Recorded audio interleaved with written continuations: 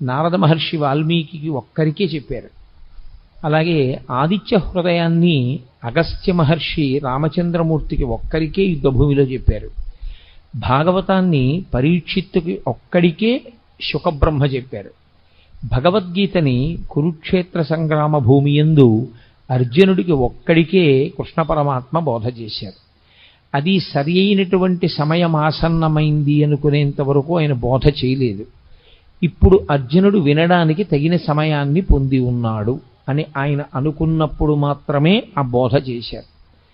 ఆ చేయబడినటువంటి బోధ ఏదో కాకతాళీయంగా 4 మాటలు చెప్పినట్లుగా ఉండదు. అసలు భగవద్గీత యొక్క ఆవిర్భావమే అంత గంభీరంగా ఉంటుంది. అసలు దాని ప్రారంభమే ఒక యోగంతో, అర్జున విషాద యోగంతో ప్రారంభమైంది. అటువంటి భగవద్గీతని గురించి పెద్దలు ఒక్క శ్లోకంలో దాని యొక్క గొప్పతనాన్నంతటినీ చెప్తారు. సర్వోపనిషదో గావః దోగ్ధా గోపాలనందన పార్థో వత్సః సుధీర్భోక్త దుగ్ధం గీతామృతం మహత్ అంటారు. అది సర్వోపనిషదో గావు. ఆవులు ఉపనిషత్తులు. ఉపనిషత్తులు ఆవులైతే ఉపనిషత్తులు ఉండేది వేదముల యొక్క చివర ఉంటాయి. వాటికి ఆ పేరు రావడం వెనకాతలే ఒక రహస్యం ఉంది. అసలు దాని పేరే ఉపనిషత్. ఉపనిషద్ అన్న మాటకి 2 అర్థాలు. ఒకటి, ఉపనయనం అయిన తర్వాత గాయత్రీ మంత్రం చెయ్యడానికి కావలసిన అధికారము సిద్ధించిన తరువాత గురువుగారికి దగ్గరగా కూర్చుని బ్రహ్మజ్ఞానమును పొందేటటువంటి అవకాశాన్ని బ్రహ్మచారి పొందితే ఉపనిషద్. పక్కన కూర్చున్నాడు, పక్కన కూర్చుని ఉప శబ్దము చేత దగ్గరగా కూర్చుని గురువుగారి దగ్గర వినడానికి కావలసిన యోగ్యతని పొందడం ఉపనిషదే. షద్ జీర్ణం అవడం నా కానిది, జీర్ణము కానిది లోకంలో బ్రహ్మం ఒక్కటే. జీర్ణము కానటువంటి బ్రహ్మమునకు దగ్గరగా గురువుగారు తన యొక్క బోధ చేత తీసుకుని వెళ్ళడం కూడా ఉపనిషద్. అందుకే ఉపనిషత్తులన్నీ కూడా గురు శిష్య సంవాదంగా ఉంటాయి తప్ప అవి అనేక మందికి చేసిన బోధలు కావు. యోగ్యుడైనటువంటి శిష్యుడు మాత్రమే గురువుగారి దగ్గర నేర్చుకుంటాడు. ఆ యోగ్యత శిష్యుడు పొందాడు అని నిర్ధారించవలసింది లోకంలో ఇంకెవ్వరూ కాదు. అది ఒక్క గురువుకు మాత్రమే ఉన్న అధికారం.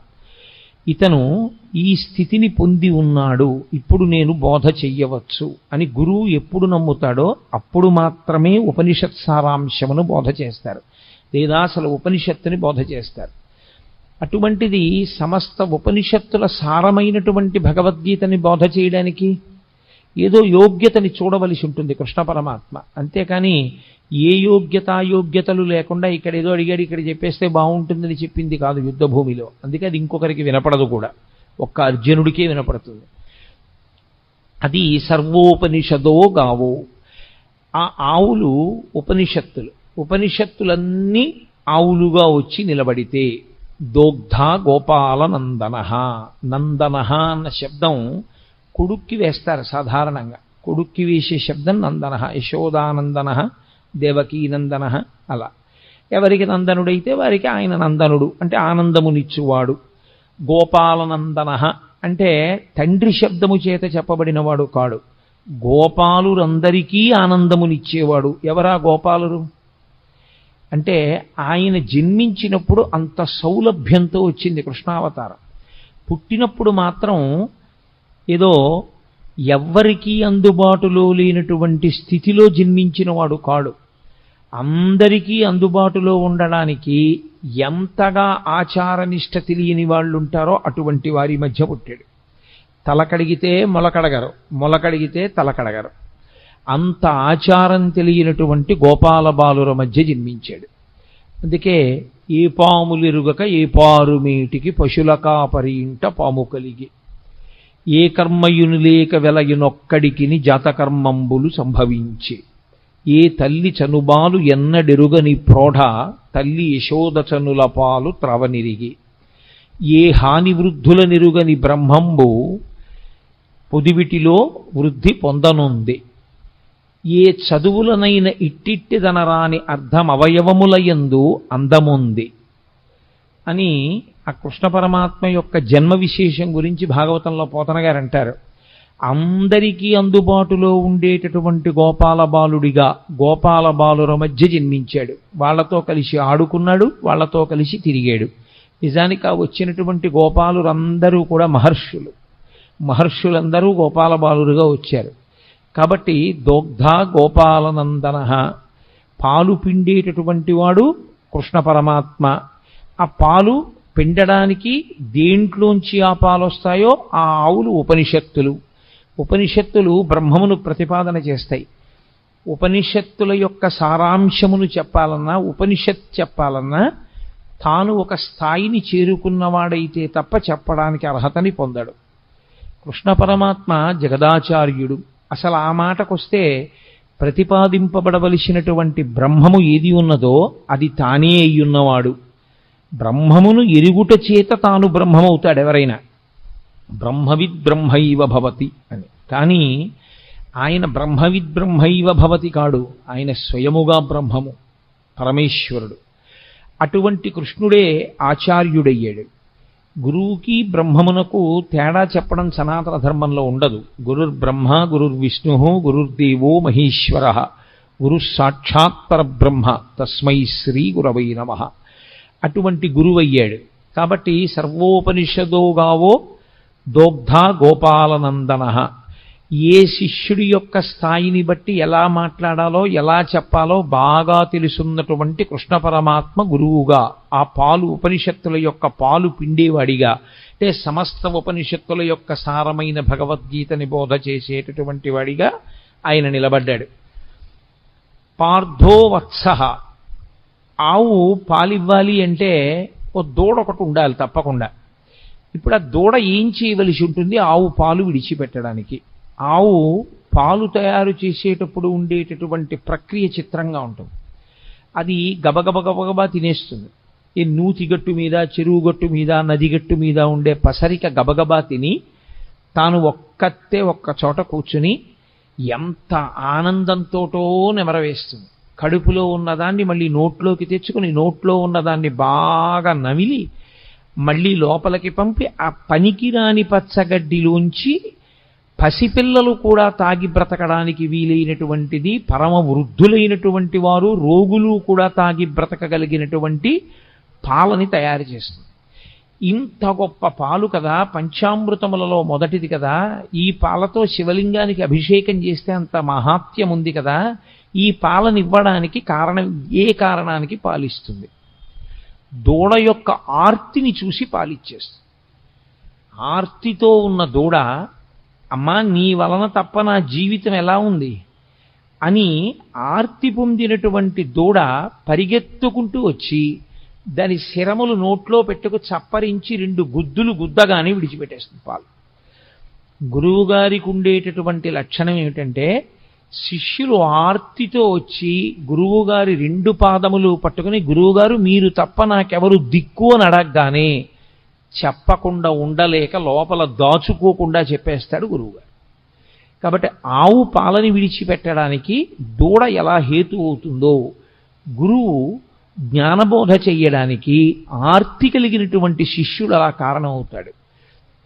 కాబట్టి పార్థో వత్సః. ఇప్పుడు పార్థుడు వత్సయ్యి ఆ పాలు రావడానికి కారణమయ్యాడు.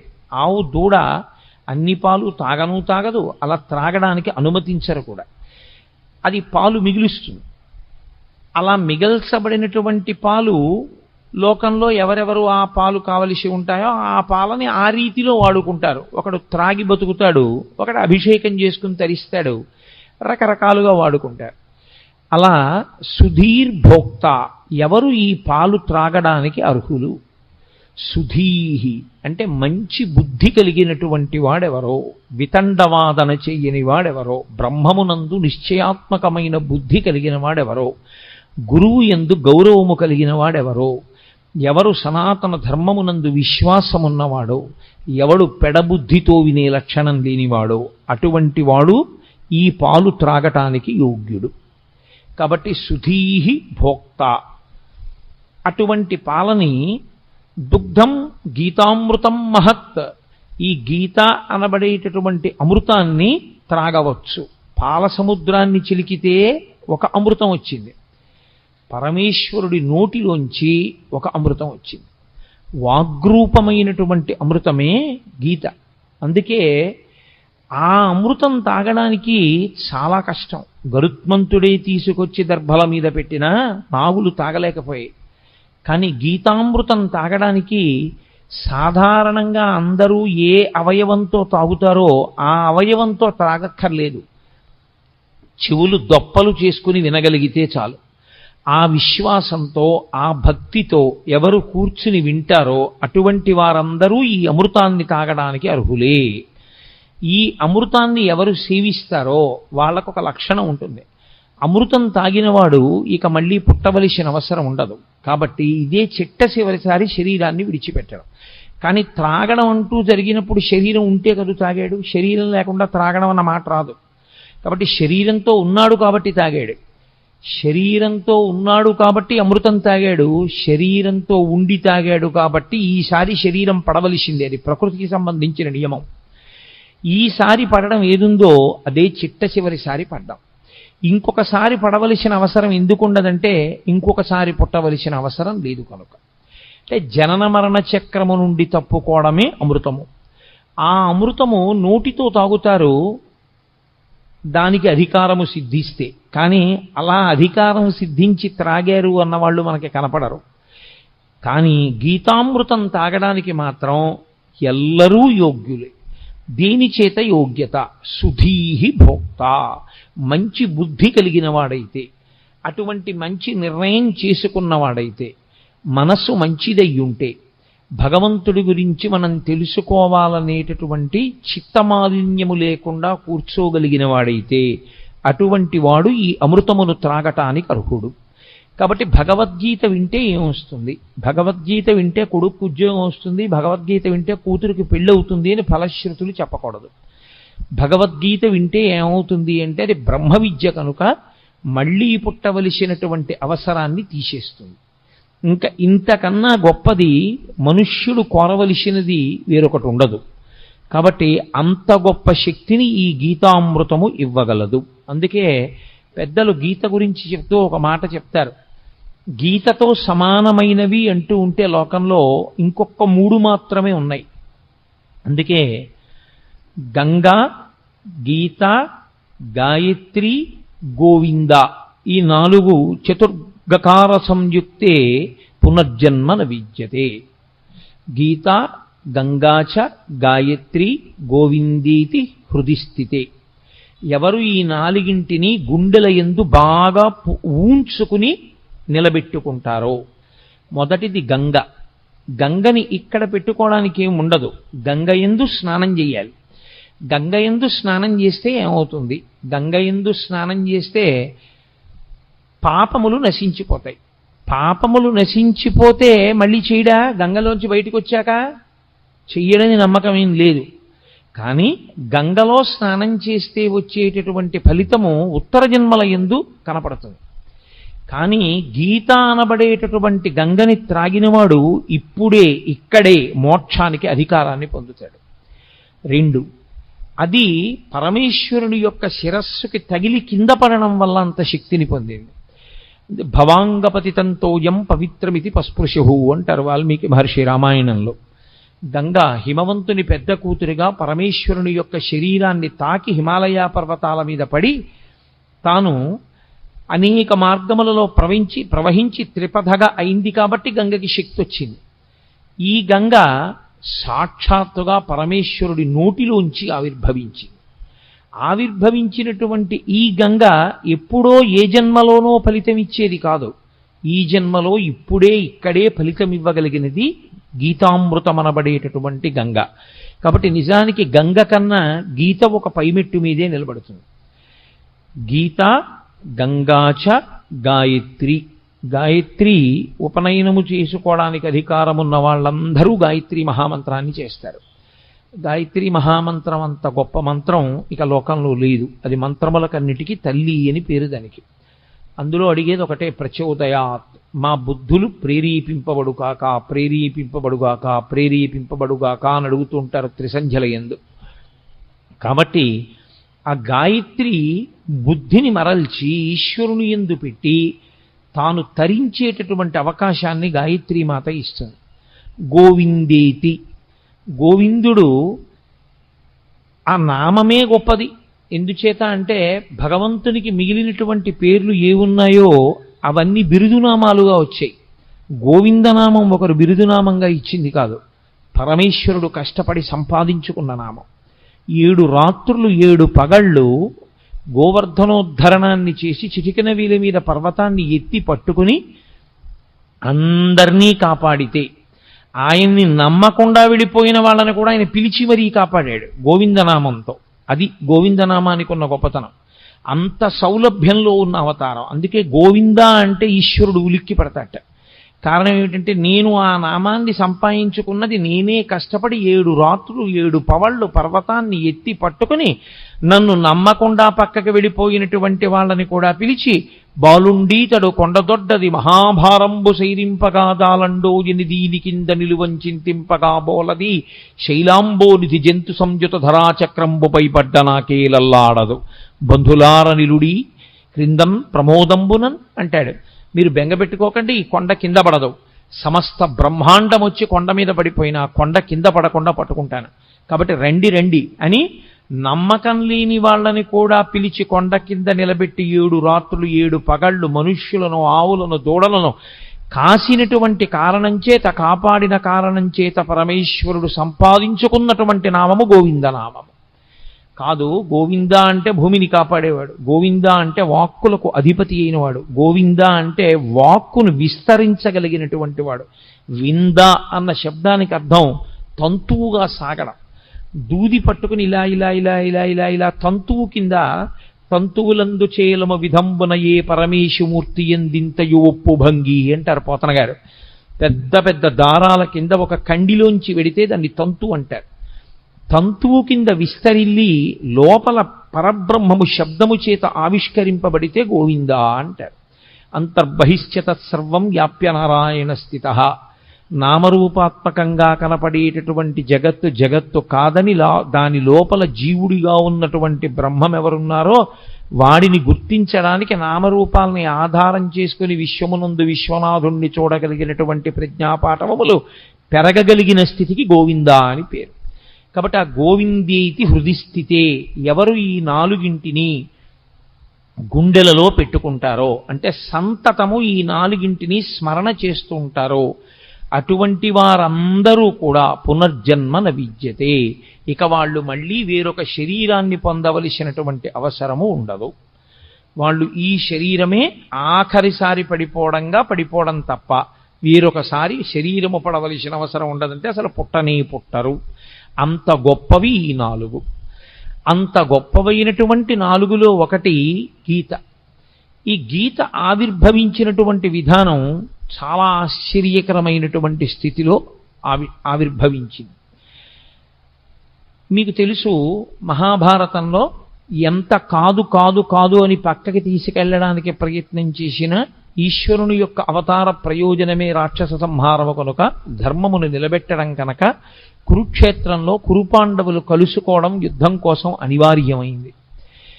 తీరా ఇద్దరూ వచ్చి కలుసుకున్నారు. ఇక యుద్ధం ప్రారంభం అవ్వాలి.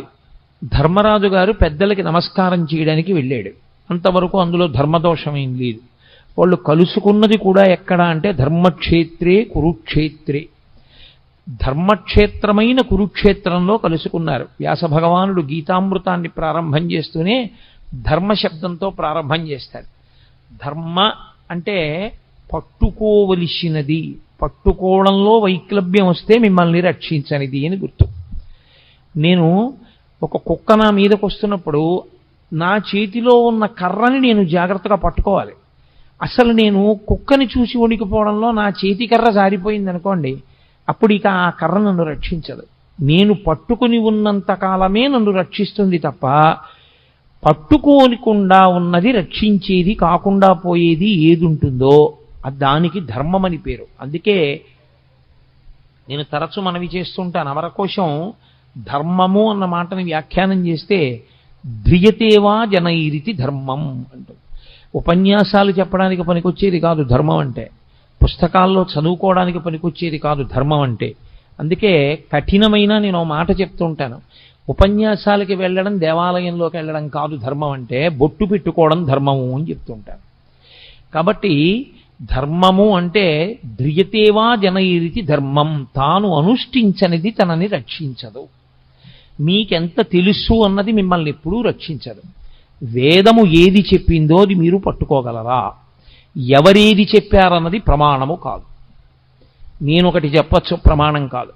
ఎంతటి మహాత్ముడైనా కావచ్చు, ఆయన చేసింది ప్రమాణం కాదు, ఆయన చెప్పింది ప్రమాణం కాదు. ఎక్కడి వరకు ప్రమాణం? వేదము చెప్పిన దానితో అంగీకరించి మాట్లాడితే అంతవరకే ప్రమాణం. వేదము చెప్పిన దాన్ని వ్యతిరేకించి మాట్లాడితే, ఎక్కడ వరకు వేదాన్ని అంగీకరించి మాట్లాడాడో అక్కడ వరకు ప్రమాణవాక్కు మాట్లాడాడని, వేద వ్యతిరేకమైన మాట్లాడినదంతా కూడా దుస్తర్కం చేశాడని అంటారు. దుస్తర్కాస్తు విరమ్యతాం అంటారు శంకరాచార్యుల వారు. దుస్తర్కము చెయ్యవద్దు. వేదో నిత్యమధీయతాం తదుదితం కర్మస్వనుష్ఠీయతాం.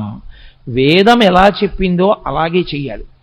వేదము దేనిని ప్రమాణంగా మాట్లాడిందో దాన్ని ప్రమాణంగా మాట్లాడాలి. అంతేకాని ఇప్పుడు ఎక్కడ కుదురుతుందండి అని మాట్లాడడానికి వీల్లేదు. వేదము ఏది చెప్పిందో దాన్ని అందుకోవడమే నీ ప్రయోజనం. అలా అందుకోలేకపోతే అది వ్యక్తిగా నీ బలహీనత ఏమో కానీ, వేదం చెప్పినది ఎలా కుదురుతుందండి అన్న మాట మాట్లాడడానికి మాత్రం నీకు అధికారం లేదు. నేను నిత్యాగ్నిహోత్రం చెయ్యకపోతే నేను చెయ్యలేకపోవడం నా తప్పని చెప్పాలి. అంతేగాని నిత్యాగ్నిహోత్రం ఎక్కడ కుదురుతుందండి అన్నమాట నేను వాడడాన్ని మాత్రం శాస్త్రం అంగీకరించు. నీ తప్పు నువ్వు అంగీకరించాలి. అంతేగాని వేద ప్రమాణము యొక్క సాధ్యాసాధ్యములను విచారణ చేసే అధికారము నీకు లేదు. ధర్మం అంటే ఒక్కటే లోకంలో. ధర్మమనగా ఎవరు చెప్పినది ధర్మము కాదు, వేదమేది చెప్పిందో అదొక్కటే ధర్మము. వ్యాస హృదయమంతా వ్యాసోచ్ఛిష్టం జగత్ సర్వం. వ్యాసుడి యొక్క ఎంగిలి ఈ లోకంలో వచ్చిన వాంగ్మయం అంతా. వ్యాసుని యొక్క హృదయమంతా ధర్మమే. ధర్మం ధర్మం ధర్మం. దానికోసమే ఆయన 18 పురాణములను ఇచ్చాడు, 4 వేదములను విభాగం చేశాడు, బ్రహ్మసూత్రములను ఇచ్చాడు. ఇన్ని ఇవ్వడానికి కారణం ధర్మాన్ని పట్టుకోండి. ధర్మం ఒక్కటే మిమ్మల్ని రక్షిస్తుంది. ధర్మం ఒక్కటే మళ్ళీ పునర్జన్మ లేకుండా కూడా చెయ్యగలదు. ఎవడు ధర్మాన్ని పట్టుకోబోయి ధర్మం పట్టుకున్నాననుకుని అధర్మాన్ని పట్టుకుంటున్నాడో వాడికి ధర్మము యొక్క ఫలితము పొందలేడు. అది కుదిరేటటువంటి విషయం కాదు. పైకి తాను ధర్మం పట్టుకున్నానని అనుకుంటున్నాడు, కానీ తాను పట్టుకున్నది ధర్మము కాదు. స్వధర్మో నిధనం శ్రేయ పరధర్మో భయావహ. తనకి కాని ధర్మం పట్టుకున్నవాడు తాను తరించలేడు. కాబట్టి ధర్మమే ప్రాతిపదిక. అందుకే ప్రారంభమే మంగళవాచకంగా దీన్ని తీసుకున్నారు వ్యాసుల వారంటే, ధర్మశబ్దాన్ని తీసుకున్నారు. ధర్మక్షేత్రే కురుక్షేత్రే. కురుక్షేత్రమైనటువంటి ధర్మక్షేత్రంలో ఆ కురుపాండవులు ఇద్దరూ కూడా కలుసుకున్నారు. ఇక యుద్ధం ప్రారంభం అవ్వాలి. ఎవరి ధర్మం వారిది. లోకంలో ధర్మరాజు గారు ఎదురుగుండా కనపడినటువంటి పెద్దవాడు, వంశకర్త, మహానుభావుడు భీష్ముడు. భీష్మ ద్రోణాది మహాపురుషులకు నమస్కారం చేయడం కోసమని ధర్మరాజు గారు వెళ్ళారు. అర్జునుడు ఇరుపక్షముల మధ్యలో నిలబెట్టబడినటువంటి రథంలో నిలబడి ఉన్నాడు. కృష్ణ భగవానుడు అన్నాడు, అర్జున చూడొక్కసారి ఇరుపక్షములలో మొహరించిన సైన్యాన్ని చూడు.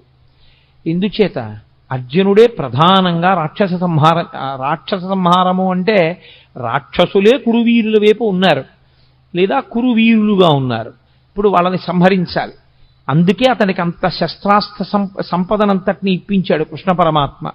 చూడవయా, ఒక్కసారి వాళ్ళతో యుద్ధం చేయాలి నువ్వు. అడుగో భీష్ముడు, అడుగో ద్రోణుడు, అడుగో కృపుడు, అడుగో శల్యుడు, అడుగో అశ్వత్థామ, అడుగో దుర్యోధనుడు, వరుసగా అందరినీ చూపించాడు. నిలబడినవాడు నిలబడినట్టు వెంటనే అర్జునుడు ఒక మాట అన్నాడు. అందుకనది అర్జున విషాద యోగమైంది. నకాంక్షే విజయం కృష్ణ నచ రాజ్యం సుఖానిచ కిన్నో రాజ్యేన గోవింద కిం భోగైర్జీవితేనవా. ఈ శ్లోకాలు అర్థం చేసుకోవడంలో వచ్చినటువంటి వైక్లభ్యంతో అక్కర్లేని వ్యాఖ్యానాలు చేస్తున్న వాళ్ళు ఉన్నారు లోకంలో. ఆయనకి కూడని ధర్మాన్ని ఆయన మాట్లాడాడు. ఆయన అన్నాడు, నా కాంక్షే విజయం కృష్ణ. ఏమొస్తుంది ఇప్పుడు వీళ్ళందరినీ చంపేస్తే? విజయం వస్తుంది. విజయం వస్తే ఏమొస్తుంది? రాజ్యం వస్తుంది. రాజ్యం వస్తే ఏమొస్తుంది? ధర్మరాజు గారు సింహాసనం మీద కూర్చుని పరిపాలన చేస్తాడు. కానీ ఏమైపోతుంది? నా గురువు మరణిస్తాడు, మా తాతగారు మరణిస్తారు, నా అన్నదమ్ములు మరణిస్తారు, నా బంధువులందరూ చచ్చిపోతారు. ఇంతమంది చచ్చిపోయినటువంటి నెత్తుటి కూడు మిగులుతుంది. ఇప్పుడు ఈ నెత్తుటి కూడుని నేను తినవలసి వస్తుంది. మీరు చాలా జాగ్రత్తగా పట్టుకోవలసి ఉంటుంది భగవద్గీత ఆవిర్భావాన్ని. ఆయన వైరాగ్యమును పొందుతున్నాడు. చిచి ఇవన్నీ ఏమిటంటున్నాడు? ఆయన ధర్మాన్ని మాట్లాడుతున్నాడు. వీళ్ళందరినీ చంపడం ఎందుకని? కానీ ఆ ధర్మంలో వైక్లభ్యం ఉంది, అది దిద్దాలి ఇప్పుడు కృష్ణ పరమాత్మ. వీళ్ళందరినీ చంపడం ఏమిటి? వీళ్ళందరినీ చంపేస్తే ఏమొస్తుంది? నాకేం మిగలదు. అందరినీ చంపేసిన వాడు అర్జునుడు అన్న పేరు వస్తుంది. ఇంతమందిని చంపేసి నేను రాజ్య పరిపాలన మొదలు పెడితే నిన్నటి వరకు నా కంటి ముందు ఉన్నటువంటి తాతలు, తండ్రులు, గురువులు, బంధువులు, స్నేహితులు ఇంతమంది మరణించిన తరువాత నేనొక్కడిని మిగిలితే నేను పొందేటటువంటి సంతోషం ఏమిటి? కాబట్టి నాకొద్దు ఈ యుద్ధము వద్దు, ఈ విజయము వద్దు, ఈ రాజ్యము వద్దు.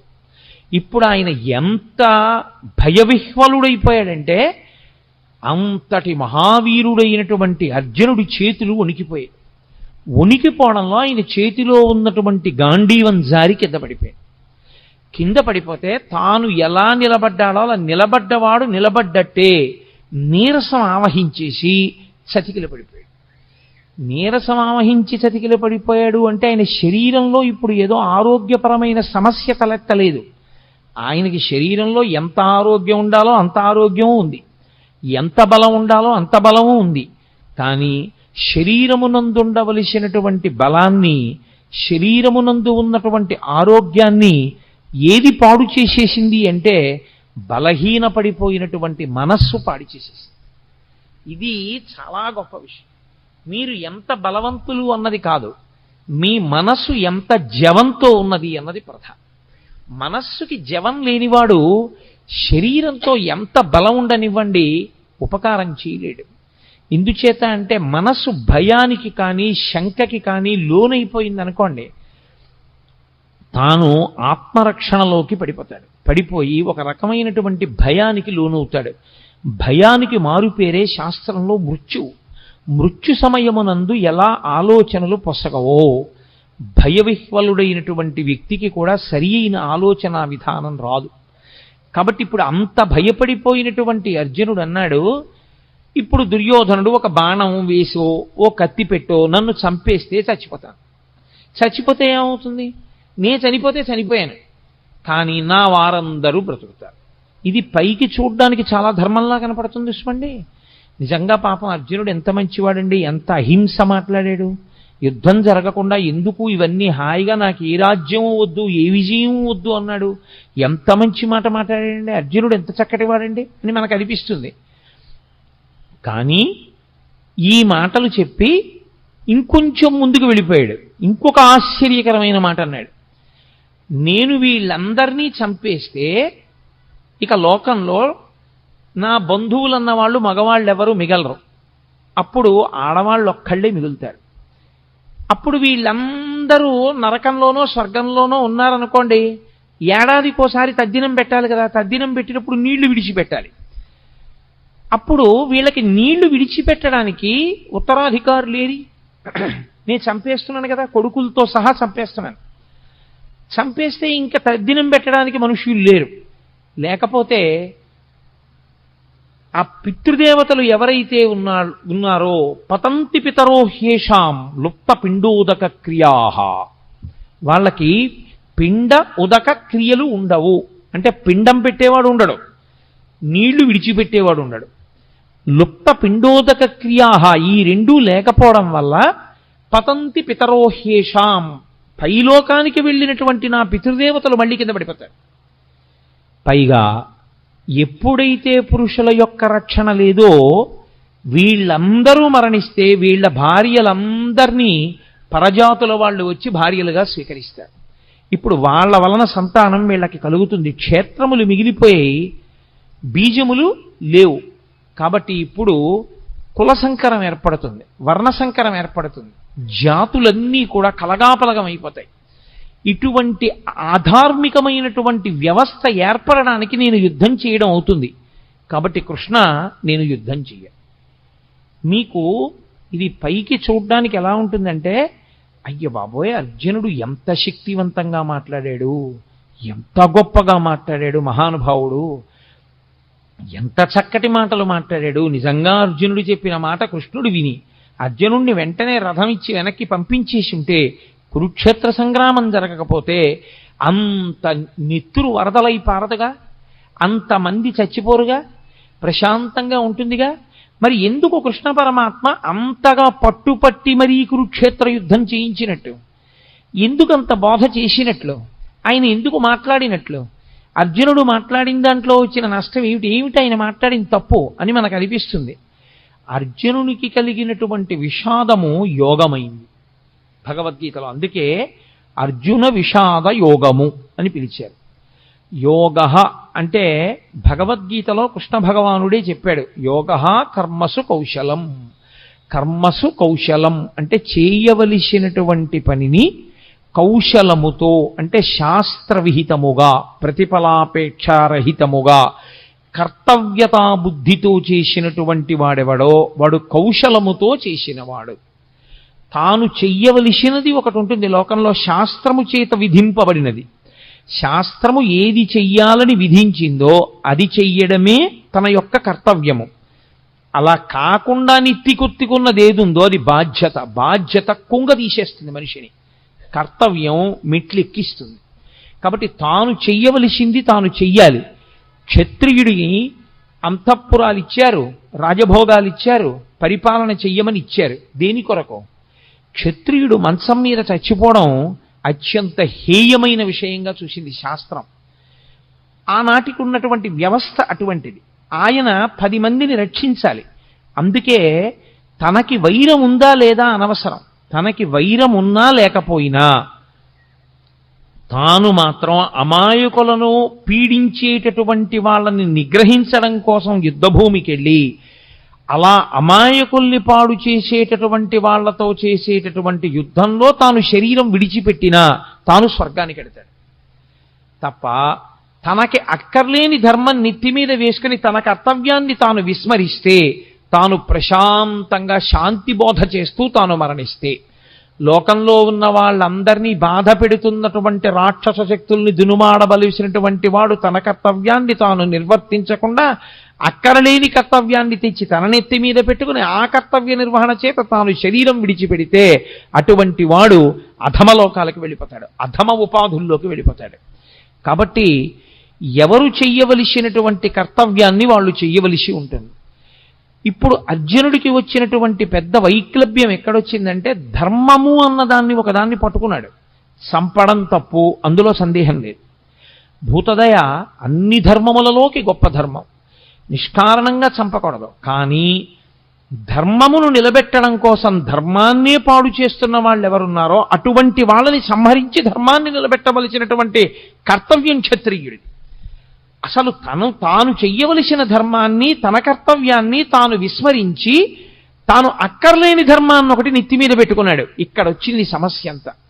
అక్కరలేని వైరాగ్యాన్ని నెత్తి మీద పెట్టుకుని అక్కరలేని విషయాన్ని తాను అన్వయం చేసుకుని తాను చెయ్యవలసిన అవసరం లేని పని తాను చేస్తానని, తాను చెయ్యవలసిన పనిని తాను చెయ్యనని భీష్మించుకోవడం చేత తాను పాడవడమే కాకుండా ఇప్పుడు లోకంలో అధర్మం నిలబడకుండా చెయ్యవలసిన వాడు అలా చెయ్యకపోతే అధర్మము విచ్చలవిడిగా పెరిగిపోతుంది. కనుక తద్దోషము అర్జునుడికి రాకుండా మళ్లీ ధర్మాన్ని నిలబెట్టడానికి ధర్మం విషయంలో అతను ఎక్కడ పొరపాటు పడుతున్నాడో ఆ పొరపాటుని దిద్దవలసి ఉంటుంది. అది అడ్డుపెట్టి మాట్లాడుతున్నది అర్జునుణ్ణి. కానీ అసలు మన ధర్మం ఏమిటి, మనం ఏం చెయ్యాలి, మనం ఎందుకు పాడవుతుంటాం, మనకి మళ్ళీ మళ్ళీ ఎందుకు పునర్జన్మ కలుగుతూ ఉంటుంది, ఈ రహస్యాలన్నీ తెలుసుకోవాలనుకుంటున్నటువంటి వాడికి కృష్ణుడు చేసినటువంటి భగవద్గీత బోధని వినడం తప్ప, దాన్ని ఆచరణలోకి తెచ్చుకోవడం తప్ప తప్పించుకోవడానికి పునర్జన్మని వేరొక మార్గం మాత్రం ఉండదు. అందుకే ఆనాడు అర్జునుడికి చెప్పడం అన్నది మిష. కానీ మనం కూడా అందరము అటువంటి కురుక్షేత్రంలోనే నిలబడతాం. మనందరికీ కూడా ధర్మం విషయంలో మీమాంస, ధర్మం విషయంలో అనుమానం. ఏం చెయ్యాలో తెలియదు, ఏం చెయ్యకూడదో తెలియదు. చెయ్యకూడనివన్నీ తాను ఎత్తుకుంటాడు. అసలు తాను చెయ్యవలసింది తాను చెయ్యడు. ఎలా తరిస్తాడు? తాను తరించలేడు దానివల్ల. అందుకని నీవేది చెయ్యాలో తెలుసుకుని నువ్వు అది చెయ్యడంలో నువ్వు నైపుణ్యాన్ని సాధించాలంటే, అటువంటి కౌశలమును నువ్వు పొందాలంటే, ఆ కౌశలము చేత నువ్వు యోగమును పొందాలంటే అనేన యుజ్యతే ఇది యోగః అంటాడు పతంజలి. అనేకముగా ఉన్నవి ఒక్కటిగా మారి ఆ ఒక్కటిగా నువ్వు నిలబడి ఒకటి యందు ప్రవేశించి ఒకటిగా అనుభవాన్ని పొంది రెండవది లేదు కనుక భయాన్ని పొందకుండా శరీరాన్ని విడిచిపెట్టగలిగినటువంటి సాక్షి మాత్రపు శక్తిని నువ్వు పెంపొందించుకొనగలిగితే దానికి యోగమని పేరు. ఇప్పుడు అర్జునుడు పొందినటువంటి కష్టం ఏదుందో దానికి జవాబు చెప్పాలి. చిత్రం ఏమిటంటే 1వ అధ్యాయం మొత్తం మీద అర్జున విషాద యోగంలో కృష్ణ భగవానుడు ఎక్కడా మాట్లాడాడు. ఇందుచేత అంటే ఎవడికి ధర్మం విషయంలో అనుమానం ఉందో, ఎవడు పొరపాటు జీవితం గడుపుతున్నాడో, ఎవడు ఈ అయోమయంలో ఉన్నాడో వాణ్ణి ముందు తనకున్న అయోమయం అంతా మాట్లాడినివ్వాలి. అందుకని ముందే నోరు నొక్కేశారనుకోండి, అసలు నన్ను చెప్పనిస్తే కదండి అంటాడు. అందుకని ముందు మాట్లాడినివ్వాలి. ఎంత మాట్లాడతాడో అంతా మాట్లాడనిచ్చి అప్పుడు తాను మాట్లాడాలి ఆచార్యుడు. అందుకే 2వ అధ్యాయం వచ్చేంత వరకు అసలు కృష్ణ భగవానుడు నోరు విప్పలేదు. మనం డాక్టర్ గారి దగ్గరికి వెడతాం. డాక్టర్ గారి దగ్గరికి వెడితే డాక్టర్ గారు మనకున్నటువంటి అనారోగ్యాన్ని అడుగుతాడు. మనకేం తెలుసు అంటే దేని మూలంగా రోగం వచ్చిందో మనకి తెలియదు. వచ్చిన రోగం వల్ల మనం పడుతున్న బాధ ఒకటే మనకి తెలుసు. మనమేం చెప్పగలం? మన బాధ ఒకటే చెప్పగలం డాక్టర్ గారికి. ఏమిటో డాక్టర్ గారు సాయంకాలం అయ్యేటప్పటికి జ్వరం వచ్చేస్తుందండి, పొద్దున్న తిన్నది జీర్ణం అవుతుంది, రాత్రి 7 గంటలు 6 దాటిందంటే ఇంకా ఒళ్ళు వేడెక్కుతుంది, ఏది తిన్నా జీర్ణం అవ్వదు సరికదా, వాంతి అయిపోతుందండి, రాత్రిపూటే ఉంటుంది. వీడు బాధ ఒకటే చెప్తూ ఉంటాడు. వింటూ డాక్టర్ గారు ఏం ఆలోచిస్తాడంటే వీడికి సాయంకాలం 6 అయ్యేటప్పటికి జ్వరాన్ని కల్పించగలిగినటువంటి సూక్ష్మాంగ జీవి ఏది ప్రవేశించి ఉంటుంది, దాని వలన వీడిలో ఏ రకమైనటువంటి జ్వరం ప్రకోపించి వీడికి జీర్ణం కాకుండా ఆహారం బయటికి వెళ్ళిపోతుంది. ఇప్పుడు మందు దేనికి వెయ్యాలంటే మూలానికి వెయ్యాలి. ఏ సూక్ష్మక్రిమి శరీరంలో ప్రవేశించడం చేత అతనికి సాయంకాలం జ్వరం వచ్చి తిన్న పదార్థం జీర్ణం కాకుండా వాంతవుతోందో ఆ సూక్ష్మక్రిమి మీద అతను ఔషధాన్ని ఇవ్వాలి. అంతేకాని వాంతి అయిపోకుండా ఏం చేయాలో లవంగమొగ్గ నవలాలో యాలక్కాయ నవలాలో చెప్పడానికి అతని భార్యే చాలు, పక్కింట్లో ఉన్న వాళ్ళే చాలు, డాక్టర్ గారు అక్కర్లేదు దానికి. డాక్టర్ గారు చెప్పవలసింది మూలాన్ని ఛేదించాలి. అర్జునుడు మాట్లాడితే అర్జునుడు మాట్లాడిన మాటల వెనక ఛేదింపబడవలసినటువంటి మూలాల్ని కృష్ణ పరమాత్మ పట్టుకున్నాడు. ఇది అందుకే భవద్భీషిణి అయింది. గీతకి భవద్భీషిణి అని పేరు ఉండడానికి కారణం అదే. సంసారము అంటేనే అయోమయం, సంసారం అంటేనే రాగద్వేషములు. మీరు కొంచెం జాగ్రత్తగా పట్టుకోగలిగితే సంసారమునకు మారు పేరే రాగద్వేషములు. రాగము ద్వేషము ఈ రెండు ఎప్పుడుంటాయి? ఇంకొకడు ఉంటే కదండి. ఇప్పుడు నాకన్నా ఇంకొకడు ఉన్నాడు అనుకోండి, అప్పుడు నేను వాడిని ప్రేమిస్తే రాగం, నాకు వాడి మీద సంతోషంగా ఉండి వాడిని నేను అభిమానిస్తే నాకు వాడి మీద రాగం ఉన్నది. నేను వాడి మీద కోపం పెట్టుకుంటే నాకు ద్వేషం ఉన్నది. అసలు రెండవది లేదు ప్రపంచంలో, ఒక్కటే ఉన్నది. రాగమునకు కానీ ద్వేషమునకు కానీ ఏమైనా కారణం ఉందా? ఇంకో వస్తువు లేదు, ఉన్నదొక్కటే, పరబ్రహ్మం ఒక్కటే ఉంది. ఆ ఉన్న ఒక్క పరబ్రహ్మము ఎలా ఉన్నది? ఇన్నిగా కనపడుతున్నా కాదురా, ఇన్ని యథార్థమునకు ఉన్నదొక్కటే. అన్ని నగలుగా కనపడుతున్నా ఉన్నదొక్క బంగారమైనట్టు, అనేక కుండలుగా కనపడుతున్నా ఉన్నదొక్క మన్నైనట్టు, అనేక కడవలలో పోసిన ఉన్నది ఆ ఆవు పాలైనట్టు, అనేకమైన ఆవులున్నా అన్నిటి యొక్క పాలలో ఉన్న ధర్మము ఒక్కటైనట్టు, మనకి ఉన్నది ఒక్కటే పదార్థము అని తెలిసిందనుకోండి, ఇప్పుడు ప్రేమించడానికి లేదు, ద్వేషించడానికి లేదు. కాబట్టి ఇప్పుడు అర్జునుడికి రాగము పుట్టింది, ద్వేషము పుట్టింది. ద్వేషం ఎవరి మీద పుట్టిందంటే తన మీదే పుట్టింది.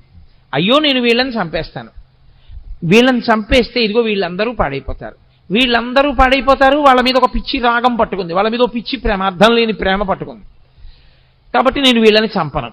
ఈ రాగద్వేషములనేటటువంటివి ఏర్పడడానికి కారణము రెండవ వస్తువు ఉండడం. ఇప్పుడు ఈ రెండవ వస్తువు ఉన్నది అనేటటువంటిది ఏదో, దానినే మోహము అని పిలుస్తారు శాస్త్రంలో. అజ్ఞానావస్థ, అవిద్య, దాని చేత వచ్చినటువంటి అయోమయావస్థ. ఈ అయోమయం పోవాలి అంటే గురుబోధ వినా మార్గం ఉండదు. కాబట్టి ఇప్పుడు కృష్ణుడు గురువుగా నిలబడి మాట్లాడాలి. అందుకు ఆయన మాట్లాడుతున్నాడు. ఇప్పుడు కృష్ణుడు మాట్లాడితే ఏమవుతుంది? అర్జునుడికి ఏ మోహము తనకున్నదని తనకి తెలియదో అది పోయిందని తెలుస్తుంది. తనకి ఉన్నప్పుడు ఇది ఉంది, అందుకు ఇలాంటి ఆలోచనలు వచ్చాయని తెలియదు. పోయి మళ్ళీ తనకి ధర్మం తెలిసిపోయాక తనకేం పోయిందో తెలుస్తుంది. అందుకే గీత అంతా అయిపోయిన తర్వాత నీకేమర్థమైంది అని అడిగాడు. నాకు భగవద్గీత అర్థమైందని చెప్పలేదు. నష్టో మోహ స్మృతిర్లబ్ధ. నేను ఏ మోహము, ఏ అజ్ఞానము, ఏ అవిద్య నన్ను పట్టుకుందో అది పోయింది. నాకు ఏది ఇత పూర్వం తెలిసి ఉన్నదో అది ఇప్పుడు మళ్ళీ నాకు తెలిసి వచ్చింది. అంటే జ్ఞానము మీద కమ్ముకున్నటువంటి మేఘములు ఎగిరిపోయి ఈ స్థితి మళ్ళీ నువ్వు బోధించడం చేత నాకు కుదిరింది. అందుకని ఇప్పుడు అర్జునుడు అవధి లేనటువంటి అజ్ఞానంతో మాట్లాడేశాడు. మాట్లాడి మాట్లాడి మాట్లాడి మాట్లాడి తనే పెంచేసుకున్నటువంటి బెంగ ఇదంతా. ఇది చాలా చిత్రమైనటువంటి లక్షణం. సాగిపోయినంత కాలం బాగుంటుంది. ఏదైనా ఒక సమస్య వచ్చేందనుకోండి, ఆ సమస్య వచ్చేటప్పటికీ తానుగా నిలబడి కర్మఫలాన్ని అనుభవించేసేయగలిగినటువంటి శక్తి అందరి యందు ఉండడం సాధ్యమయ్యే విషయం కాదు. చాలా చాలా కష్టం. అక్కడికి వచ్చేటప్పటికీ గిజగిజగిజలాడిపోయి ఖచ్చితంగా ద్వైతీభావంలోకి వెళ్ళిపోతాడు. వాడు నేను రెండు భావాలు వస్తాయి. అభిమానము చేత కానీ ద్వేషము చేత కానీ వచ్చేస్తుంది అది. ఈ వచ్చినప్పుడు మాట్లాడడమే చాలా కష్టం. అక్కడ ఆ భావనల నుంచి శిష్యుణ్ణి పైకెత్తి స్వధర్మం దగ్గర నిలబెట్టాలి. మళ్ళీ ఏది ధర్మమో దాని యందు నిలబెట్టాలి. అది నిలబెడుతున్నాడు ఆయన. ఇప్పుడు ఆయన నిలబెట్టడంలో ఒక్క అర్జునుడు కాదు అలా నిలబడేది. గీత చదువుకుంటున్న వాళ్ళందరూ అటువంటి ధర్మక్షేత్రంలో, అటువంటి కురుక్షేత్రంలో నిలబడ్డవాళ్ళే. మనం అందరం కూడా రాగము ద్వేషము ప్రతి క్షణం. చిత్రం ఏమిటంటే రాగము శాశ్వతముగాను ఉండదు, ద్వేషము శాశ్వతముగాను ఉండదు. ఒకప్పుడు మీరు అపారమైన రాగముతో ఉన్న వ్యక్తి మీరు అపారముగా ద్వేషించే వ్యక్తి, మీరు అపారముగా ద్వేషించే వ్యక్తి మీరు అపారముగా ప్రేమించే వ్యక్తి మారిపోతుంటుంది. ఇప్పుడు రాగము ద్వేషము మారడానికి వ్యక్తియా కారణము, మనస్సా కారణము? ఏది తనకి అనుకూలమో అది జరగకపోవడం చేత ద్వేషం వచ్చింది, ఏది తనకి అనుకూలము కాదో అది జరగడం వల్ల ద్వేషం వచ్చింది. ఇప్పుడు ఈ రాగద్వేషములు రెండూ పోవడానికి అవిద్య పోవాలి. ఈ అవిద్య పోవాలి అంటే అది గురువుగారు మాట్లాడితే తప్ప శిష్యుడికి పోదు. కాబట్టి ఇప్పుడు ఏం చేస్తాడంటే అవిద్యలో విడుతున్నవాడు విశేషమైన చిత్తభ్రాంతికి, చిత్తమాలిన్యానికి, భయానికి లోనైపోతాడు. ఈ భయానికి అంతుండదు. ఇంకా ఎంత భయంతోటో వెర్రిముర్రి ఆలోచనలు అన్నీ పెరిగిపోతుంటాయి. ఈ పెరిగిపోతూ వెళ్ళిపోతూ ఉండడం అనేటటువంటిది అర్జునుడి విషయంలో ఎక్కడ వరకు వెళ్ళిపోయిందంటే, అదిగో పైనుంచి పితృదేవతలు పడిపోతారు, వాళ్ళకి పిండాలుండవు, ఉదక క్రియలుండవు. ఆ తరువాతి కాలంలో వాళ్ళ భార్యల యందు జన్మించేటటువంటి సంతానం అంతా కూడా కులసంకరం అయిపోతుంది. ఇంతమందిని చంపేసి నాకెందుకు ఈ నెత్తిటికూడు, ఇన్నిన్ని పెద్ద మాటలు మాట్లాడేస్తున్నాడు, అక్కర్లేనివన్నీ మాట్లాడేస్తున్నాడు. మాట్లాడనిచ్చాడు, బాగా మాట్లాడనిచ్చాడు. ఇంత అర్జునుడు ఏమైపోయాడో తెలుసా అండి? ఇంతమంది శత్రువుల్ని అస్త్రప్రయోగం చేసి చంపగలిగినటువంటి అర్జునుడు తన మనసు తనకి బరువు అయిపోతే తన చిత్తము మలినమైపోతే, తాను పెంచుకున్న భయానికి తాను వశుడైపోతే, తాను గాంధీవం వదిలేసి కూలబడిపోయి కృష్ణ పరమాత్మ యొక్క కాళ్ల మీద పడిపోయి బావా బావా అని పిలిచేటటువంటి వాడు ఒక ఆశ్చర్యకరమైనటువంటి మాట అన్నాడు. నేను నీకు శిష్యుణ్ణి అన్నాడు. మాం త్వం ప్రపన్నః, నేను నిన్ను శరణాగతి చేస్తున్నాను. నువ్వు ఏం చేయాలో తెలుసా? శిష్యుడనైన నన్ను ఉద్ధరించాలి. నాకు మార్గం తెలియట్లేదు. ఇదే అతను చేసిన చాలా మంచి పని ఏమైనా ఉంటే, అర్జునుడు ధర్మక్షేత్రమైన కురుక్షేత్రంలో చేసినటువంటి ఈ పని వల్ల భగవద్గీత పుడుతోంది. ఈ పని వల్ల గీతామృతం వస్తోంది. ఈ పని వల్ల వచ్చినటువంటి గీతామృతం కాలంతో దేశంతో సంబంధం లేకుండా మానవాళిని తరింపచేస్తూనే ఉంది. మాట్లాడి మాట్లాడి మాట్లాడి మాట్లాడి మాట్లాడి ఇంకా నేను మాట్లాడనయా, మాట్లాడిన కొద్దీ భయం ఎక్కువైపోతోంది. ఇంకా భయం వైపుకే పెడుతున్నాయి కానీ ఆలోచనలు నేను బయటికి రాగలనన్న ఆలోచన అసలు నాకు రావట్లేదు. కాబట్టి మీరు వినా నాకు శరణ్యము లేదు. గురువు గారి కాళ్ళ మీద పడిపోయి నేను ప్రపన్నుడను అంటే నేను శరణాగతి చేస్తున్నాను, మీరు నన్ను స్వీకరించి నా యొక్క బాధనంతటినీ పోగొట్టండి. ఇప్పుడు అసలు నేనేం చెయ్యాలి నాకు అర్థం కావట్లేదు అన్నాడు. ఎవరు? యుద్ధం చేస్తానని వచ్చినవాడు. ఇప్పుడు కాదు, ఎప్పటి నుంచో యుద్ధం చేస్తాను కౌరవుల్ని సంహరిస్తానని పెద్ద తపస్సు చేసి పరమేశ్వరుణ్ణి సాక్షాత్కరింపజేసుకుని పాశుపతాస్త్రం పొందినవాడు, అంతమంది దేవతల దగ్గర అన్ని అస్త్రాలు పొందినవాడు, అంతమంది గురువుల్ని సేవించినవాడు, ఎప్పుడు కురుక్షేత్ర సంగ్రామం జరుగుతుందా కౌరవుల్ని మట్టు పెడదామని ఎదురు చూసినవాడు, ఇవాళ ఆశ్చర్యంగా యుద్ధం చేయడం మాట దేవుడిని కృష్ణ పరమాత్మ యొక్క కాళ్ళ మీద పడిపోయి, కృష్ణ నీవు తప్ప నాకు దిక్కెవరు, కాబట్టి నువ్వే నన్ను రక్షించాలి. ఆయన మాట్లాడడం మొదలుపెట్టాడు. ఆయన మాట్లాడుతూనే ప్రారంభం ఏమన్నా తెలుసా అండి? ఆయన మాటలకున్నటువంటి గమ్మత్తు ఏమిటంటే ఆయన మాట మొదలు అదే, భగవద్గీతలో ఆయన మాట చివర అదే.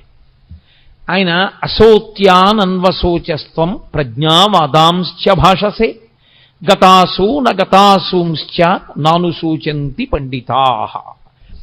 అశోచ్యానన్వశోచస్త్వం అంటూ ప్రారంభం చేశాడు. ఏడవవద్దు, శోకము వద్దు, అసలు ఈ దిక్కుమాలిన ఏడుపన్నది మొదట మాని. భగవద్గీత వింటే వచ్చేది ఏమిటి? ఏడవడం పోతుంది.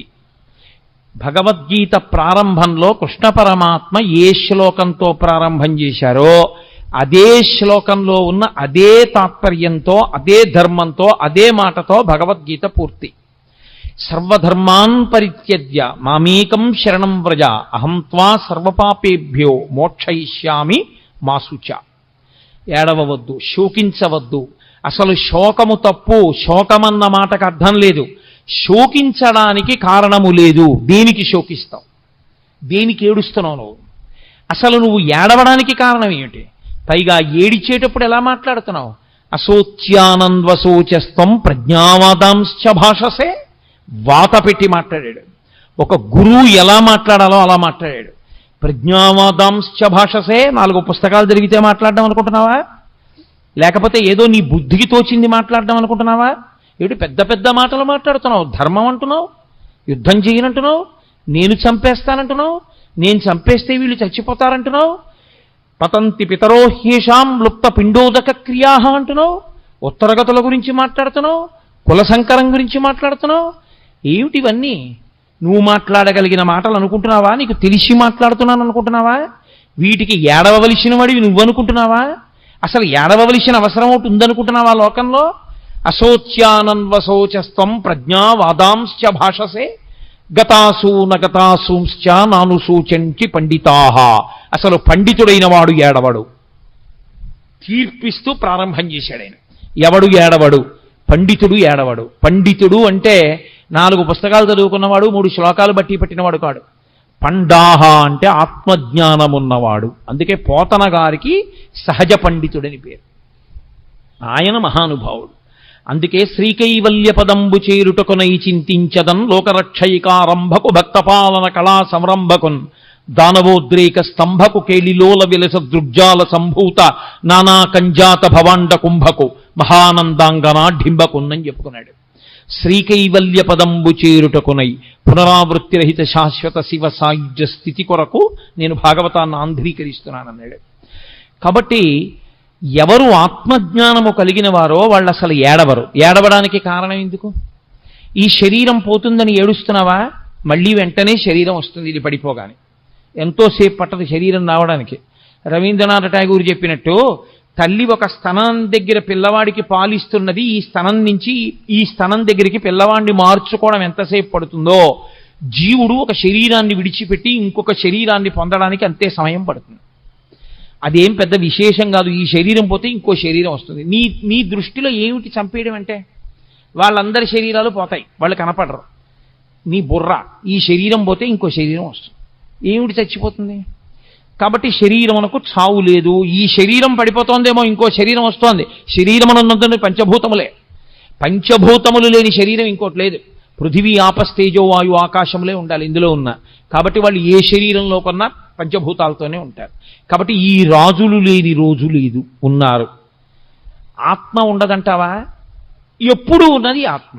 మరి దేనికి ఏడుస్తున్నావు నువ్వు? అసలు నువ్వు ఏమిటి పాండిత్యంతో పెద్ద ప్రజ్ఞావాదాంశ భాషసే నేను చాలా గొప్పవాడిని మాట్లాడేస్తున్నావు. వీళ్ళందరూ చచ్చిపోతారంటున్నావు, నే చచ్చిపోతానంటున్నావు, వీళ్ళందరూ ఏమిటో పడిపోతారంటున్నావు. ఎవరు చచ్చిపోతారు? నేను మీతో మనవి చేశా, వైద్యుడు మూలానికి మందిచ్చినట్టు మూలానికి మందిస్తూ ప్రారంభం చేశాడు. అంత గంభీరంగా ఉంటుంది గురువు గారి కంఠం. అంటే గురువాణి అంటే సింహస్వప్నము. మిగిలిన పిట్టలు కుయ్యచ్చు, కాకులు కుయ్యచ్చు, పందులు అరవచ్చు, పిల్లులు అరవచ్చు. అరణ్యంలో ఏ జంతువు భయపడదు. సింహం బయటికి వచ్చి అరిచిన తరువాత అరవగలిగిన జంతువు ఉండదు, వెళ్ళిపోవలసిందే ఎక్కడికైనా తప్ప ఇక నిలబడవు. ఆచార్యుడు వచ్చి మాట్లాడిన తర్వాత మాట్లాడగలిగిన సమర్థత ఉన్నవాడు ఇంకొకడు ఉండడు. ఆచార్యులకు ఆచార్యుడు జగద్గురువు అయినటువంటి శ్రీకృష్ణ భగవానుడు వచ్చి మాట్లాడిన తర్వాత ఇక మాట్లాడడానికి ఏముండదు. అందుకే అంత గంభీరంగా ప్రారంభం చేశాడు. అసోత్యానన్వశోచస్త్వం ప్రజ్ఞావాదాంశ్చ భాషసే గతాసూనగతాసూంశ్చ నను శోచంతి పండితాహ. ఏడవరయా పండితులైనటువంటి వాళ్ళు ఏడవడానికి లేదసలు. అశోచ్యానన్వశోచస్త్వం, ఏడవడానికి కారణము లేదని తెలుసుకో. అంటే నేను మీతో మనవి చేశా, ఎక్కడికి వెళ్ళాడు? రాగము ద్వేషము ఈ రెండో పదార్థం ఉంటేనే. అసలు రెండవ పదార్థము లేదు, ఉన్నది ఒకటే పదార్థమైనప్పుడు ఆ పదార్థములకు రాగము లేదు ద్వేషము లేదు. ఏడిపెందుకు నీకు? దేనికి ఏడుస్తున్నావు? ఏ కారణానికి ఏడుస్తున్నావు? ఉలిక్కి పడ్డాడు ఇంతర్జనుడు. అక్కడి నుంచి వెళ్ళిందండి భగవద్గీత. ఎన్ని ధర్మములు, ఎన్ని విషయములు, ఎన్ని గుణములు, ఎన్నిటిని బోధ చేశాడో. అందుకనది యోగమైంది. అర్జున విషాదము యోగం ఎందుకైందంటే ఆ విషాదము ధర్మ సంబంధమైనది. తనకి అక్కరలేని ధర్మాన్ని పట్టుకున్నా అయ్యో నేను వీళ్ళని చంపకూడదు అన్న ఒక మాటతో ప్రారంభం చేశాడు. కానీ ఆ అర్జునుడు చంపడం ఎంత ధర్మమో అలా చంపకపోతే ధర్మం ఎందుకు నిలబడదు? ధర్మము యొక్క స్వరూపం అంటే ఎలా ఉంటుందో అంత అద్భుతంగా మాట్లాడాడు కృష్ణ పరమాత్మ. అలా మాట్లాడితే వచ్చినటువంటి స్వరూపమే గీతాస్వరూపము. సరే, నేను చేసేది 7 రోజుల ప్రసంగాలే కాబట్టి విహంగ వీక్షణంగా గీత యొక్క వైభవాన్ని ఆవిష్కరించడానికి ఇవాళ ప్రారంభోపన్యాసంగా గీతావిర్భావం గురించి 4 మాటలు చెప్పాను. దీని తరువాత పిఠాపురం నుంచి వచ్చినటువంటి సర్వదేవతా భజన మండలి వాళ్ళు చాలా ఆర్తితో చాలా సంతోషంతో ఇక్కడికి వచ్చారు. వాళ్ళు చక్కటి భజన చేసేటటువంటి లక్షణం ఉన్నవారు. కాబట్టి దయచేసి మీ అందరూ అలాగే కూర్చునుంటే ఇప్పుడు ఆ భజన కార్యక్రమం ప్రారంభం అవుతుంది. మళ్ళీ రేపు సాయంకాలం 6:30 ఉపన్యాసాన్ని పునఃప్రారంభిస్తాను. మంగళాశాసనపరై మదాచార్య పురోగమై సర్వైశ్చ పూర్వైరాచార్యై సత్కృతాయాస్తు మంగళం. మంగళం కోసలేంద్రాయ మహనీయ గుణాత్మనే చక్రవర్తి తనూజాయ సర్వభౌమాయ మంగళం. ఉమాకాంతాయ కాంతాయ కామితార్థప్రదాయినే శ్రీగిరీశాయ దేవాయ మలినాథాయ మంగళం. కరచరణకృతం వా కర్మవాక్కాయజం వా శ్రవణనైనజం వా మానసం వాపరాధం విహితమవిహితం వా సర్వమేత్తక్షమస్వా శివ శివ కరుణాబ్ధే శ్రీమహాదేవ శంభో. సర్వం శ్రీ ఉమామహేశ్వర పరబ్రహ్మార్పణమస్తు. స్వస్తి.